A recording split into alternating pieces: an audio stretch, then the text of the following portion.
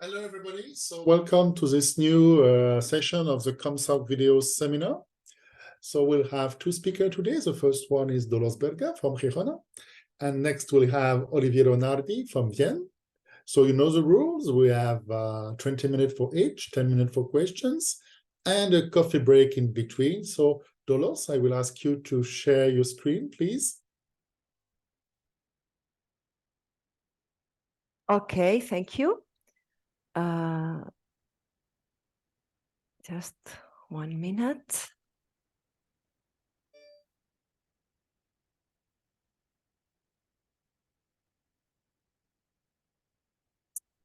So, can you see the slides? Perfectly. So Dolors, I let you announce the title and your co-authors. The floor is yours. Okay, thank you very much. Thank you very much for the invitation. Thank you very much for the audience to attend this seminar. So this is the joint work with Salvador Barbera, Bernardo Moreno, and Antonio Nicolò. And in this particular paper, what we do is to study the relationship between a well-known intraprofile condition called Condorcet consistency and a condition that we use that is called pairwise justifiability. And we study this relationship in a context, in a framework under variable agendas, where variable agendas are considered. So first of all, let me define pairwise justifiability. What is this property that we are using to state this relationship? This property was in fact defined in a companion paper of ours, the same authors, for different purposes, and it was defined for collective choice correspondences. Here we use it for collective choice rules, and the property says the following. If we select an alternative in one situation, so if we have to take a decision in a situation that we call first situation, and the choice is X, and then alternative Y, a different alternative is chosen in another situation, let's call it situation 2, then for this change to hold, that is from the single choice X to a different choice Y, something must happen. What do we require that must happen? That there must be some alternative different from the original one, but maybe Y, and some member in the society, some Asian, whose appreciation of Z relative to X has increased when going from the first situation to the second one, right? So this principle, this pairwise justifiability principle demands for a minimal reason for the fall of X in the consideration of the society. And this minimal reason is that someone must have decreased its appreciation relative to some other possible alternative. That could be Y. This is the idea. And basically, the formal definition of pairwise justifiability will be just formally define this fact, right? Just in case I go slow. The results we obtain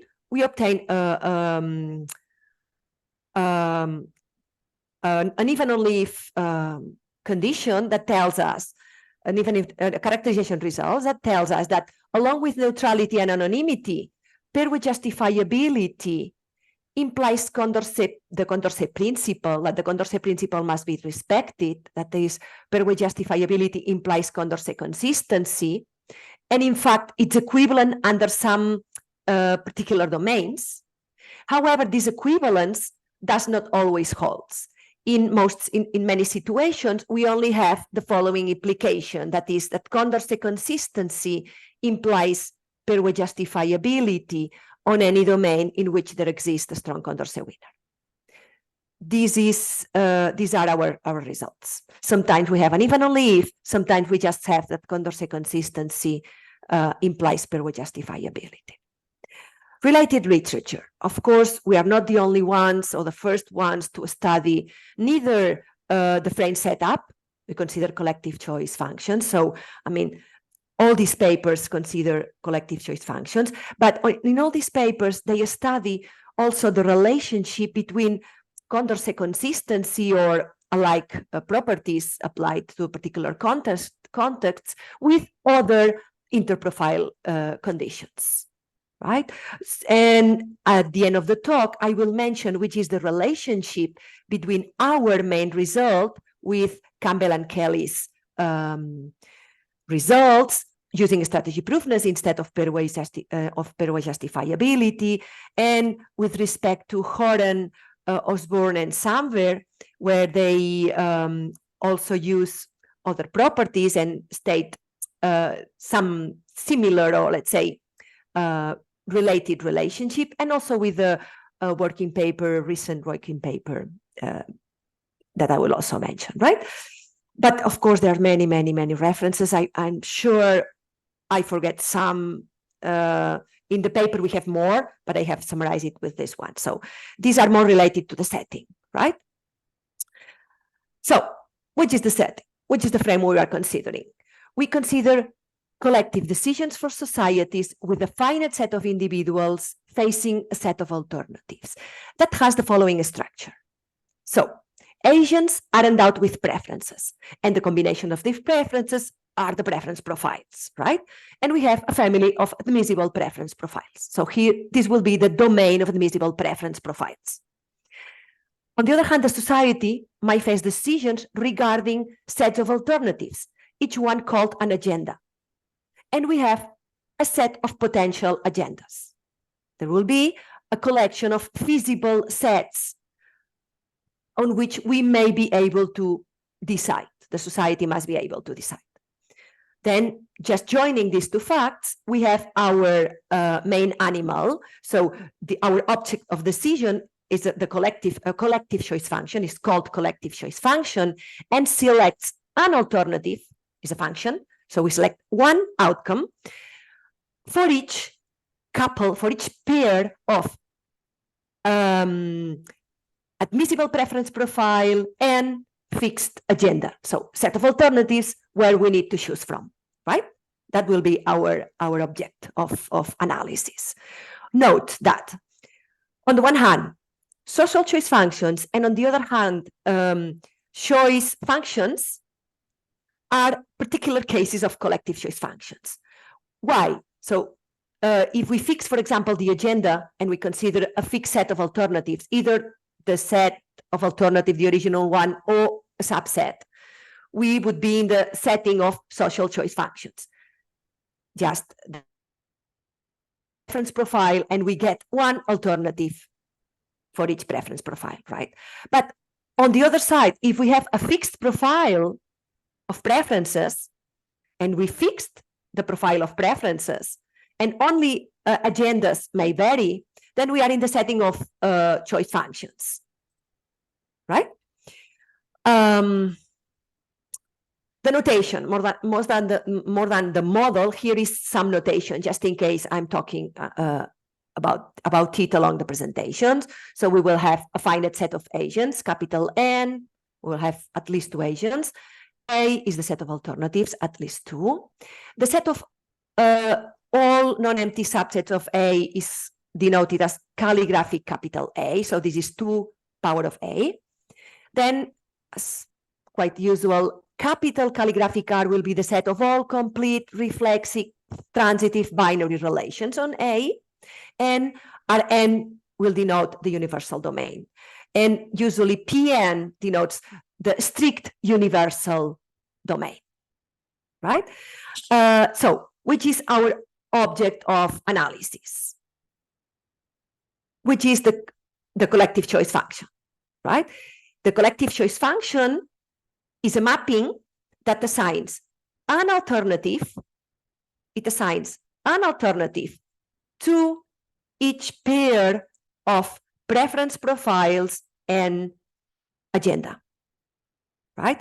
Such that, given a situation that we call this a situation, a pair of preference profile and an agenda, we call it a situation. For this situation RB, the choice must belong to the agenda B, right? This is the requirement. The choice must belong to the agenda B. So this is the notation we need. Now, let's formally define our property. I think there is some delay.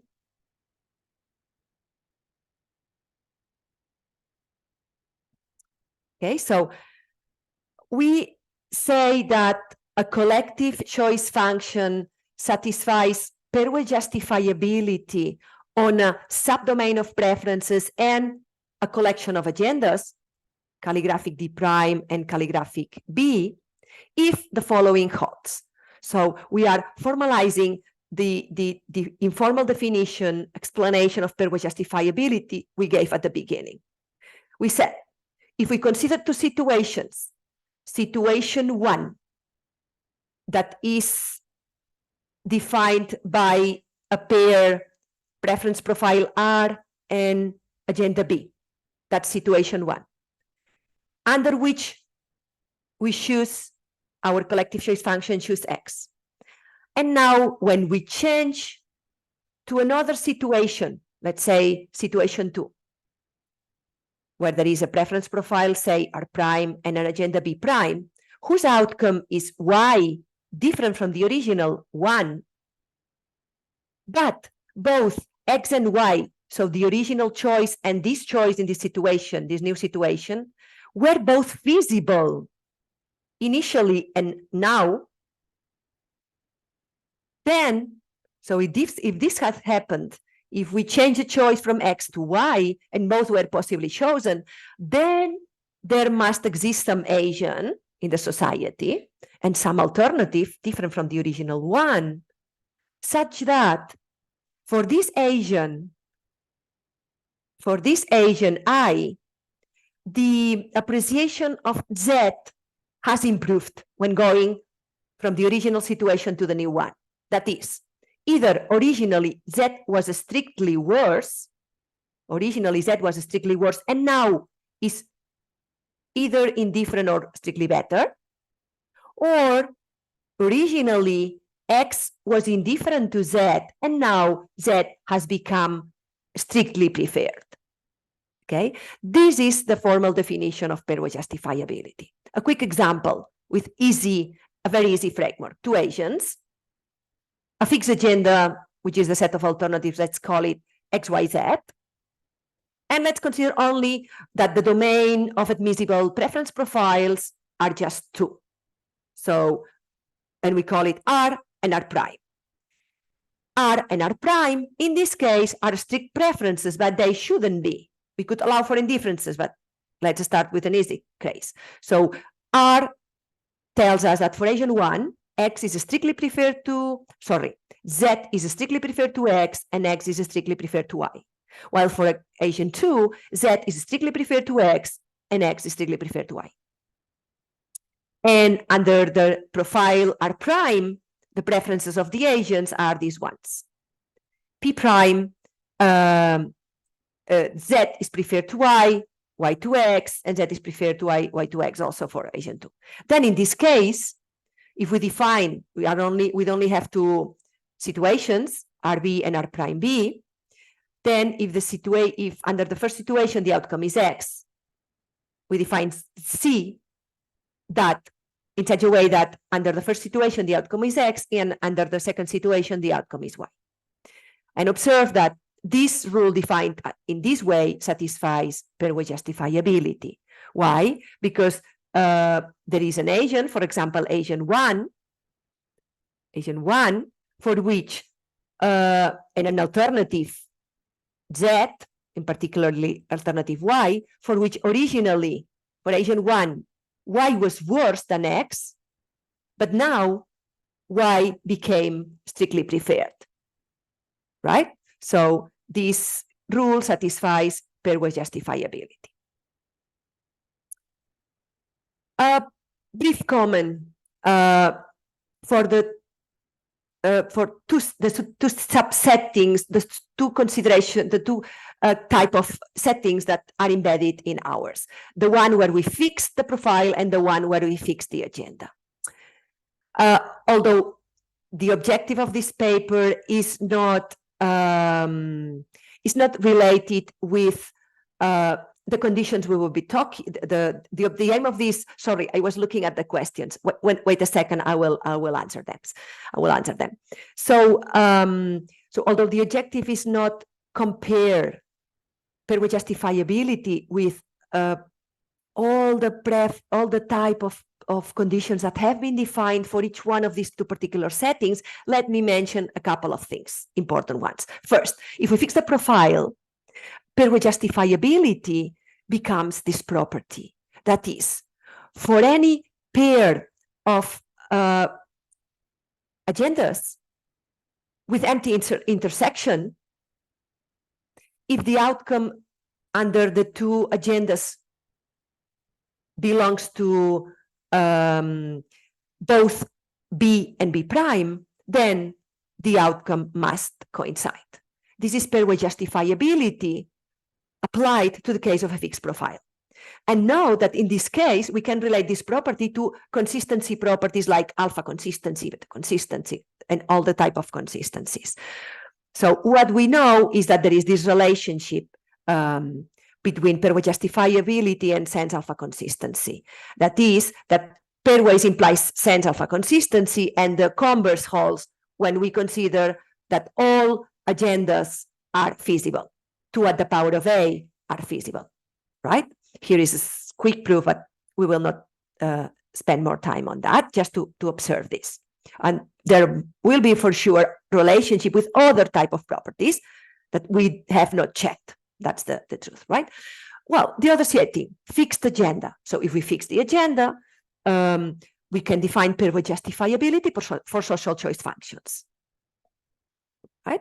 In this case, what we know is that for all these properties, I mean, we could be able to compare pairwise justifiability with the strategy proofness, masking monotonicity, strong positive association, for example. And all these properties coincide under the strict universal domain. We also know that whenever we consider subsets of a strict universal domain, masking and pairwise coincide, but strategy proofness is stronger than pairwise justifiability. And with individual indifferences, that is what we consider, both properties are completely independent. Okay, let's go to state our result. First, Condorcet consistency. I mean, I will not go through the definition of Condorcet consistency because it's a standard. So it says that for any situation, if we say that the rule satisfies collective choice function satisfies Condorcet consistency, if for each situation the outcome selects the strong Condorcet winner when it exists, and we don't know what it selects, it can select anything when it does not exist, right? And then we define what is a Condorcet domain assigned to the particular set of preference profiles and the set of feasible agendas.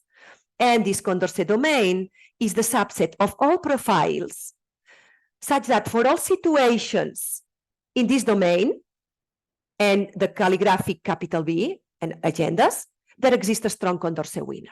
That's the Condorcet domain. That is the subdomain of D, where there exists a strong Condorcet winner at any profile and for any B.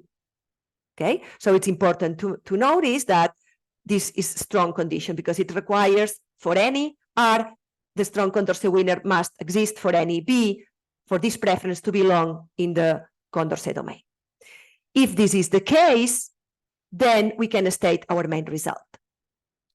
Okay, now our main result is stated in this theorem. So let's consider B calligraphic as the set of a collection of agendas that is closed under unions. Closed under unions means that if we have a pair of agendas feasible, then the union of these agendas also belongs to a feasible, it's also feasible, right? So if this is the setting and we depart from the unrestricted domain, then if C satisfies anonymity, neutrality, and pairwise justifiability on the Condorcet domain, then this is equivalent that the rule satisfies Condorcet consistency on this Condorcet domain. Okay, so this is our equivalence.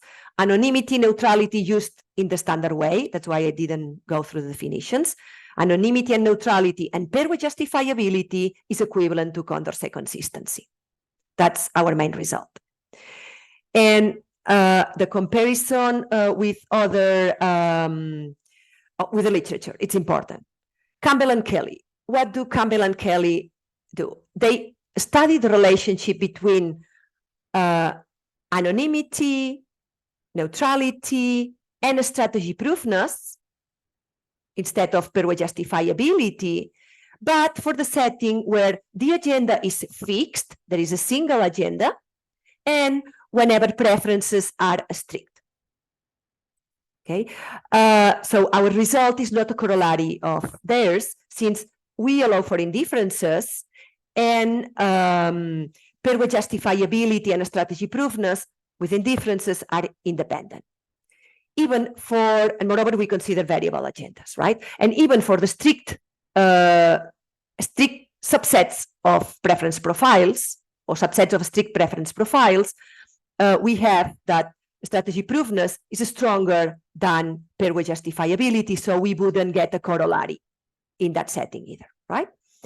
The other paper that is strongly related with ours, that deals with variable agendas, as we know of, okay, that we do not know of any other paper dealing with, that can be compared with ours, with variable agendas.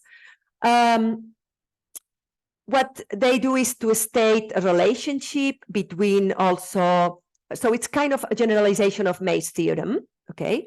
But the result is not comparable to ours because they consider strict preferences, okay? And in our setting, apart from that, we add and we deal with indifferences, okay? And so I think I should stop here, and probably because I'm a bit late. Thank you very much. Thank you, Dolores. We can unmute our microphones and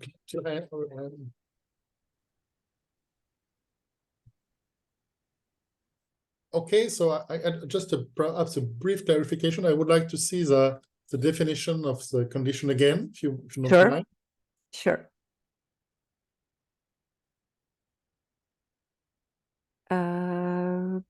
Here it is. Oops. One second. Now? Yes. So in that case, you don't care about the role of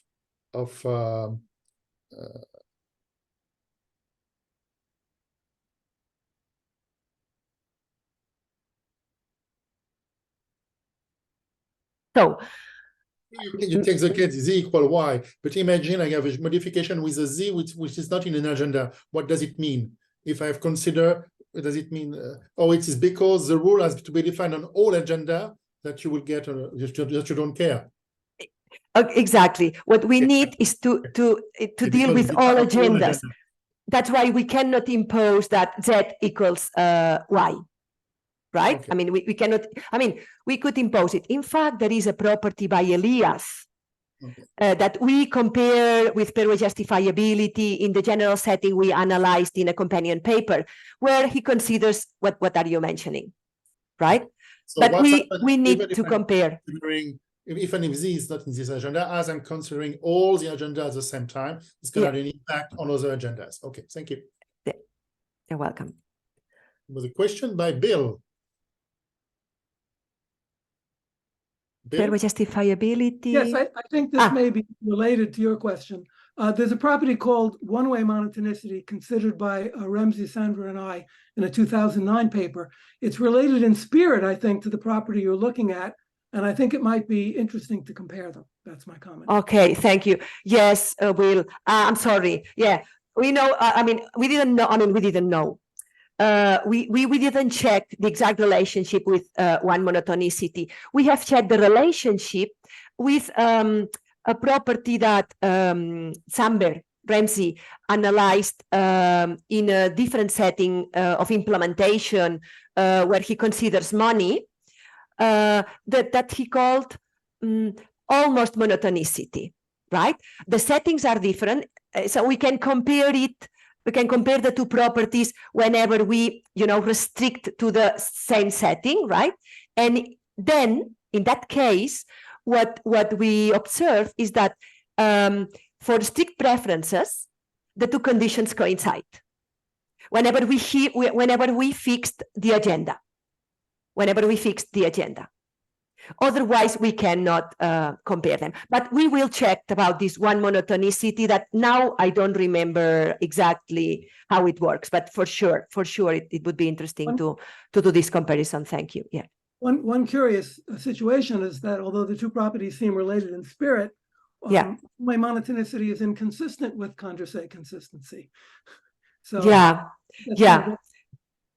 because probably, so since this depends on the context itself, so because it's important, you see, for example, here if you impose that that all strict preferences are accepted, all these properties coincide, even with masking monotonicity. But when you allow for some indifference or some subset of strict preferences only, not all of them, then we start having differences between the properties. One is weaker than the other, maybe they are not related. So the framework that where you analyze the particular condition matters in general. Yeah, but I will check that. Thank you. Dominic? Yeah, thank you for your talk. So you compared your result to the Campbell-Kelly result. And just did I understand it right, that your result implies their result, if you restrict your result to strict preferences and a fixed agenda? Well, so, oh Jesus, where I am? I don't know where I am. Oh, I'm here, sorry. The screen disappeared, so I don't know what I did. Sorry. No, I mean, so what we know, what is it? Can you see it already? No, not here, sorry. The comparison is here, right? So in their setting, they consider strategy proofness. And in some particular result, to deal with the strategy proofness, you need to consider Cartesian product domains, right? You can define strategy proofness for non-Cartesian domains, but then the definition changes. We consider non-Cartesian domains. And so, in principle, since they consider single agendas and strict preferences, yes, the result could be obtained as a corollary of ours. However, they have a slightly different setting. So, and in those cases where the two settings cannot be related one to the other, then his result is not a corollary of ours either. So the setting, the particular setting, how do you define the preferences, how you define the object at hand makes it important.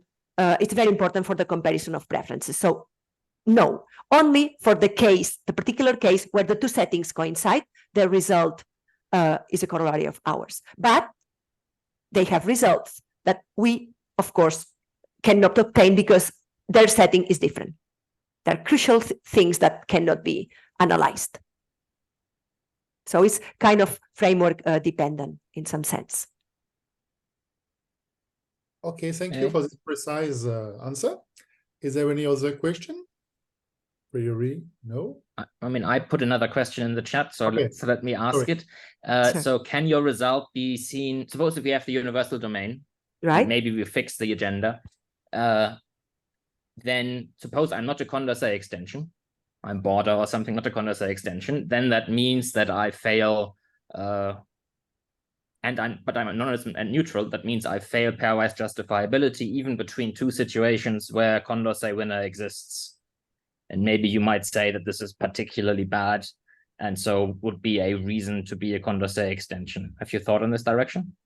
Well, we have not thought deeply on this idea, but yes, you are right. I mean, that would be a way to proceed in order to get some extensions. I didn't mention extension, but going to collective choice correspondences that these guys, Mecuco, Yonta, Núñez, and co-authors have analyzed, we cannot state the relationship, but they fix the agenda. The setting is different. Their properties are based on top alternatives, and so there is some relationship, but it's not clear which one with collective choice correspondences, because it's a much more general setting to deal with Condorcet consistency or weaker properties than that. But you are right. That would be a way to go further. Okay, thank you very much, Dolores. So thank you very much for staying. So we have our sorry. Yes, Thank you very much for the introduction and for invitation. I will talk about our project, Repeated Fair Allocation of Indivisible Items. This is a joint work with Ayumi from Tokyo, Martin from Vienna, and Arianna from Paris. So what is this about? I guess most of you are familiar with fair division of indivisible items, where we have a bunch of items. They can be good or bad that you have to distribute to some set of agents.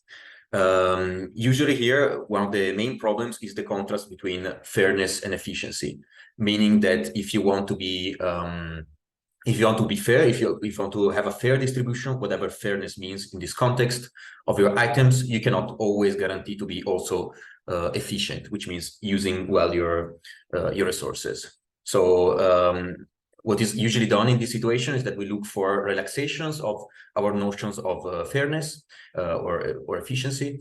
And however, in this project, we take another perspective. So what we observe is that allocations are not always done once and for all, as it is, for instance, the case for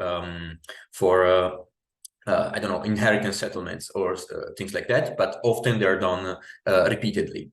For instance, if you think about the household chores that you have to do and distribute, it's not like you have to do them once and for all, sadly, but you have to redo them every day, and so it makes sense to repeat the allocation every day. Similarly, for instance, with facility allocations, when you have to give some resources to employees, you might really want to do it day after day, or with teaching loads every semester. So our starting point with this paper is this. So if we take into account the repeated nature of many fair division problems, can we achieve better fairness and efficiency guarantees? So this is our main question. And more specifically in this talk, I will first recall the standard model of fair division. And then on top of that, I will build our model. So I will present our model for the repeated allocation of items. Once this is established, I will then move on to our results, both for the general case, general meaning any number of agents, and then I will also focus on the case of two agents, because, well, we find that this is quite interesting, also from a practical point of view, if you think about couples that have to share chores, and this has already been taken into account in the literature. So let us get started. So let's first look at the standard one-shot model for fair division. We have a set of agents from 1 to n, a set of items O1 to OM, and then agents report their preferences over these items in form of cardinal utility functions. So every agent presents us with a number expressing how much they like every item. For instance, here in this example here, agent 1 likes item 2, 5. Notice also that we can have negative utilities for something that agents do not want. So once we have this information, what we want to do, we're looking for an allocation, which formally is a mapping from agents to a set of items. So we usually denote in this talk with pi, and these allocations cannot overlap because items are indivisible, so non-shareable. And ideally, we usually want to distribute all of the items. So we want to use all of our items. For instance, here, agent 1 receives O2 and O3. So Once we have this, how do we know how much an agent likes an allocation? Where we assume that utility functions are additive, which means that for any agent I, the utility she receives from the allocation pi is measured as the sum of the individual utilities she gains from any object. So for instance, here, agent 1 from O2 and O3 will receive a total utility of 2. So that's the model. However, we don't want just to give the items as it is, but or as it pleases us, but we want to guarantee some sort of some guarantees, some properties, which we usually call axioms. So one first thing that we want to axiomatize is fairness, an intuitive notion, but intuitive notion that has been formalized in many ways. Probably the most well known is envy freeness. So envy freeness says that an allocation is envy free if every agent weakly prefers their bundle over the bundle of any other agent. So formally, for all agents I and j, the utility I enjoys from her bundle should be at least as high as the utility she will enjoy, let's say counterfactually, from the bundle of j. So this is a very strong and appealing notion, but it's perhaps too strong. So it has been relaxed, for instance, as envy freeness up to one item, where we say that an allocation either has to be envy free, or if there is envy, then the envy should be, we should be able to remove envy by removing one item, either from the bundle of the envious agent, if this is a bad item that gives negative utility, or from the bundle of the envied agent, if this is a good. So for all I and j, there should be some item that when removed from the bundles, from one of the two bundles actually, then envy is removed. In another direction, another notion is proportionality, which simply says that every agent should receive their fair share. And here the fair share is computed as the utility this agent will give for all the items together, divided by the number of agents. So you can think of receiving your fair share of the cake, so what you deserve. And notice that with additive utilities, envy freeness is stronger than proportionality, so it implies it. So this is a family of notions. Fairness. Another direction is efficiency, which is, let's say, orthogonal from fairness, and probably the most used notion is Pareto optimality, which states that an allocation is Pareto optimal if there is no other allocation that gives at least the same utility to anyone else and strictly more utility to at least one agent. If this happens, then we say that this other allocation is a Pareto improvement over ours. So what is the problem here? The problem is that these notions, at least envy freeness and proportionality, are in general incompatible with efficiency. So the simplest example is with two agents, 1 and 2, and one good or 1. So if you want to be, so let's say we give it to one of the agents, 1, then this is not fair because agent 2 is envying agent 1, or she's not receiving her proportional fair share. On the other hand, if we don't give the item to anybody, then we're not being efficient. So in this case, there is a tension between the two requirements. So as I said, a lot of research is on the direction of relaxing these requirements. What we do instead is indeed look whether by taking into account the repeated nature of these scenarios, whether we can ameliorate this problem. So let's introduce our model. So again, we have a set of agents, a set of items, and a utility profile as before. But now we have an extra ingredient, which is a number, k. And this number describes or encodes the number of repetitions. So for instance, can be 7 for the days, 12 months, whatever your application requires. So importantly, notice that k is part of the input, is known in advance, and is fixed. So we receive the preferences of the users, the items, and also we know how many repetitions there will be. And our goal is to compute offline and in advance an allocation, and which is in some sense fair and efficient. So more formally, our goal is to find a sequence of k allocations. So it's simply a vector of allocations from pi 1 to pi k, where every entry in this vector is a normal allocation as the one that we've seen before. So for example, we could have 3 repetitions, 3 agents, and 3 items. And here, for instance, in the first repetition, agent 1 receives O2 and O3, then she receives O2 in the next one, and then O2, and so on and so forth. So in every step, we have a normal allocation. What about the axioms? So our goal in this case was not to invent new axioms, but we wanted to find a way somehow to adapt the axioms from the one-shot case to our setting. So there are two ways which we can, let's say, generally adapt these axioms. So given a repeated allocation pi of k, we say that this allocation satisfies an axiom, for instance, envy-freeness. We say that it satisfies it per round if all individual allocations pi L, with L from 1 to k, satisfied. So it's some sort of universal quantifier here. And the other perspective is overall. So we say that it satisfies an axiom overall if the following happens. So if you take the allocation that the one-shot allocation, let's say, that maps every agent to the multi-set of items that she receives across all the rounds of the repeated allocation. If you take this special allocation and this satisfies the axiom, then we say that the repeated allocation satisfies the axiom. So more intuitively, we just look at all the items that the agents receive across time, and we measure our axioms in terms of these. So to give you an example, look at this repeated allocation with two repetitions and two agents. So this is per round MV3 up to 1 item. Why? Because if you look, for instance, at the first day, this is EF1, because if we would remove the item O1, then we will be in an MV3 situation, and similarly for the second day. So this is per round EF1. But this is clearly not per round MV3, because, for instance, the second agent MVs the first in the first round. But it is overall MV3, because if we look at both agents, in total they receive O1 once, and so overall there is no MV because they have the same overall bundles. Okay, now that this is established, let's look at the results. So first, some preliminary observations. So first of all, if a repeated allocation is MV3 or proportional per round, then it is also overall.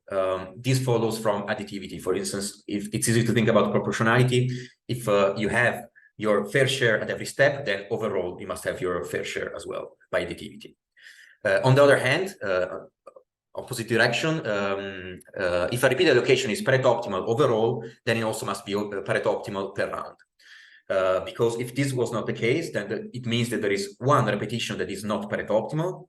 Then it means that you could improve this repetition and therefore improve the full allocation. And this is a contradiction. So we have these two implications, but the opposite directions do not hold. So if you have, let's say, Pareto optimality in every round, it doesn't necessarily mean that you are being optimal at the global level, at the overall level. And we have counterexamples for this in the paper. So some more results. This is for the general case for any n. So first of all, you can observe that under certain conditions, in particular, if the number of repetitions k is a multiple of the number of agents, then in this case, we can always find a complete allocation. So where we give all the items that is overall MV3. So that is, yes, overall MV3. The proof is kind of easy. It's enough to assign all the items to the agents in each day. So for instance, here in the first day, we give all the items to agent 1, then the second day to agent 2, and then 3, and of course, overall, they get the same bundle. So there cannot be no MV. And this applies in general. Okay, can we also have efficiency? Now wait, first, notice that this is in some sense tight, because if k is not a multiple of n, then we cannot even guarantee proportionality. This holds for any k and any n and any m. But in particular, think of two agents, one item, and one repetition. You cannot give proportionality there. What about efficiency? Well, we show that, again, in this setting, where k is a multiple of n, then we can always find an overall proportional and Pareto optimal allocation. To show this, just start from any proportional allocation, for instance, the one that we showed in the previous slide, and then keep doing Pareto improvements until this is possible. When it is not longer possible, then you have a Pareto optimal allocation. But since Pareto improvements preserve proportionality, because once you have your fair share, if you improve, you still have it, then at the end, we must have a proportional and Pareto optimal allocation. So this is good news. We have some sort of guarantee of fairness and efficiency. Can we go beyond? Can we even achieve Pareto optimality and MV-freeness, which would be very good? Sadly not. So in particular, for every k and n larger than 3, then an overall NV-free and Pareto optimal allocation, repeated allocation, is not guaranteed to exist, even in the special case where k is a multiple of n. So I will not go through the proof in the detail, but so if k is not a multiple of n, then this is trivial because we already said that we cannot guarantee proportionality. If k is a multiple of n, on the other hand, then in the paper we have this counterexample with two chores, and we can build this for any k and every n. So you can show that here there is no NV-free and Pareto optimal allocation. Okay, so bad news, but we think here that it's just for n superior to 3 or greater than or equal to 3. Indeed, if we now move to the special case of 2 agents, well, of course, here we can, when k is even, guarantee NV-freeness and Pareto optimality, because, well, where there are 2 agents for additive utilities, then proportionality implies NV-freeness. So this is quite easy. Let's say for free, from the previous result, we obtain very strong guarantees. So now the question is, can we do something about the individual rounds as well? Because so far we just looked at the overall allocation, and maybe overall the allocation is fair and efficient, but maybe in every step is extremely upsetting and unjust. So can we also guarantee that every step is in some sense fair?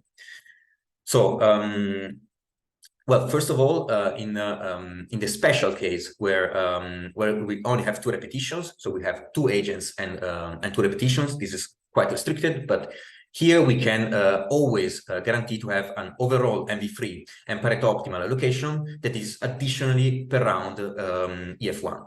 So not only the full thing is fair, then every step is approximately fair. I will not show the proof here, but the idea is that we start from an overall NV-free and Pareto optimal allocation, which by the previous result we know we have, and then with some algorithm we move around the items until NV-freeness, EF1, sorry, is achieved. However, sadly, we also have a counterexample for k greater than 2. So as soon as you go beyond 2 repetitions with 2 agents, overall NV-freeness and Pareto optimality becomes incompatible with per round EF1. Still, we have some other results in this direction. So first of all, whenever k is even, when k is a multiple of the number of agents, 2 agents, then we can always find an allocation that is overall NV-free and Pareto optimal. And additional is per round weakly EF1. So I've not defined weakly F1, as the name goes, is a weakening of EF1, where instead of removing one item from my bundle or the other agent's bundle, I either steal one of their goods or give them one of my chores. And so in this case, envy must be eliminated. So although we cannot guarantee EF1, we can at least guarantee this weaker property. If we then let go of efficiency, then we can guarantee that when k is even, we can always find in polynomial time an allocation that is overall NV-free and per round EF1. So if we only care about fairness, we can at least achieve this. And also, I forgot to mention that in all of these cases, we always have per round Pareto optimality, because what I said earlier, that overall Pareto optimality implies per round Pareto optimality. Okay, so let me sum up and give some outlooks. So in this talk, I introduced a new model for the repeated allocation of indivisible items that is offline, and where we already know the number of repetitions beforehand, and we compute a sequence of allocations. So we've shown the results for the general case, and here we've shown that proportional, in some cases proportional and optimal allocations are possible, but not beyond that. And then for the special case of 2 agents, I've shown that we can achieve NV-freeness overall, but also not only that, but in every step, in every single allocation, we can give some guarantees. So in the paper, we have more results that I could not go through in detail. So we have more utility functions. We have results for richer utility functions that depend on the time steps. We also have some connections with the divisible and probabilistic settings. And we have some ILPs to compute most of these allocations. And as future work, we want to work on complexity, because most of these algorithms are working in exponential time, and so we want to check whether this is can be improved. We also want to close some gaps. For instance, in the case of in the general case, we have no per round results, and we want maybe to extend our results to that. And also we are interested in doing some experiments to see in general how often in practice allocations that are fair and optimal are found. So yeah, this is that's it for me. Thank you very much, Oliviero. We can unmute our microphones and give some applauses. Even Ulo cannot unmute his microphone, did it? Okay, so we have many questions. We start with Wisho Prakash, please. Hi, I'm Vishwa. So, am I audible? Yeah, we can hear you. Yeah.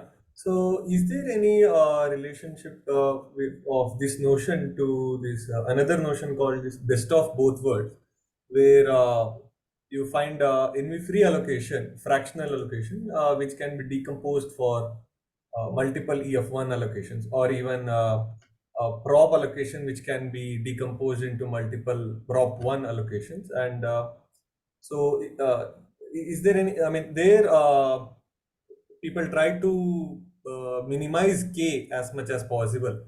So a smaller K would be better, but is there any relationship with that notion for compared to this at all? Yes, so we did, so it's what I mentioned here in the last slide, where we looked for connections to divisible and probabilistic settings. I think we looked exactly at that paper.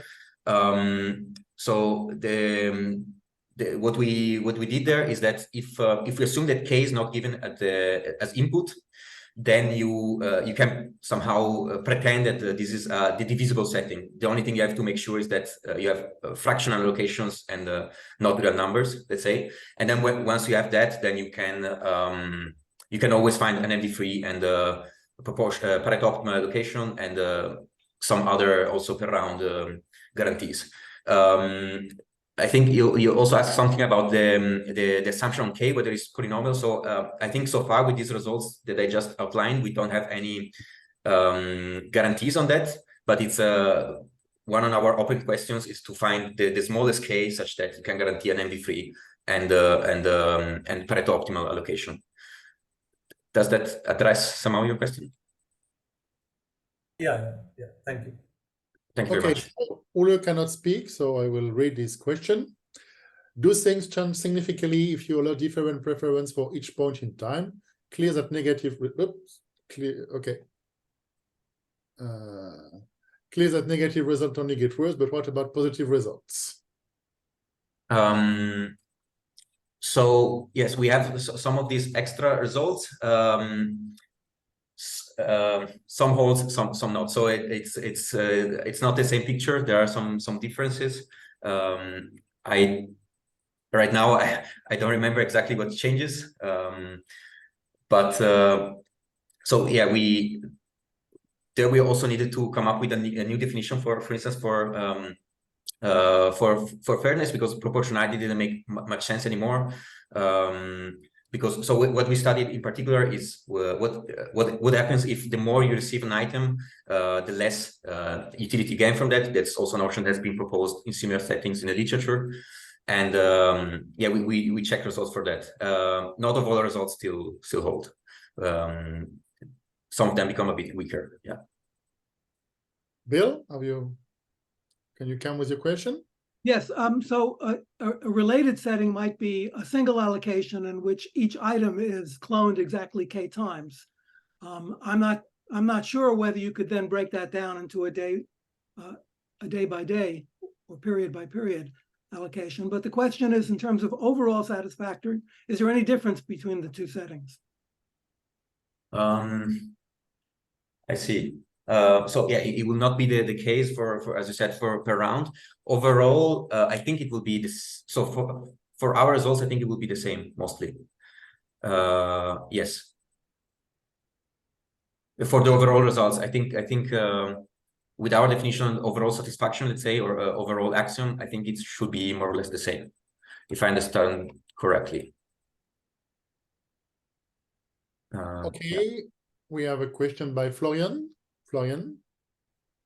I was wondering about a sequential version of fairness. So let's say, for example, so have you considered a version where we say that the allocation up to round L should be EF1 for each round L?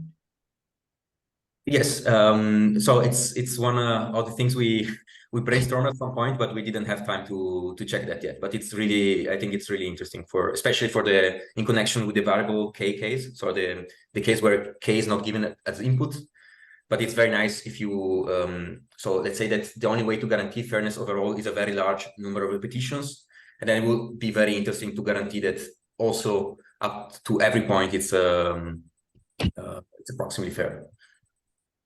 But this is not known, you're saying? Sorry? This is not known, you're saying? Well, we haven't checked that yet. No, it's just in our future work. If we just keep running the round robin algorithm, would that not achieve EF1? I wonder. Sorry? If we just, let's say we run the round robin algorithm for day one. So we allocate the items and then we just keep running the round robin allocation. So whoever agent was picked the last item in day one, like the next agent in the ordering will start kind of day two, picking in day two. So if we think of the whole process as just one very long round robin process that just runs over all days, I believe that may be EF1 with the same argument that round robin is EF1. It might in fact preserve EF1 at every step of the round robin process. Yes. So do you mean EF1 overall or? No, so EF1, so to Florian's question, EF1 Okay. up to round L for every L less than equal to K. But what if someone picks, but you cannot pick two items in the same day, I think. Yeah. So while the day is going on, you can only pick among the items that are left in that day. And then only once all the items for the given day are done, then the next day starts. And then you have all the items kind of back on the table to pick from. Anyway. Okay, Anaëlle, you wanted to ask some question? I wanted to comment about the relation, about what Bill asked. So I think it is related if you define pairs of item and day. So suppose there are people can have different valuations in different days. So you can define an item, a pair of item and day as a virtual item, and then you can allocate virtual items. But then you have to keep in mind that maybe in each day you want to allocate at most one item per person. So you have to put the items into categories, and where each category is all items in the same day, and then you have and then you reduce it to the setting of fair allocation with capacity constraints. So I think that's the connection. Do you have any comment? Yes, I think yes, I think we are aware of the paper. And I don't remember exactly how, but it's I think we couldn't capture exactly this setting with that, but I will look into it. Okay, thank you. Is there any other question? No? So we can thank again the speaker.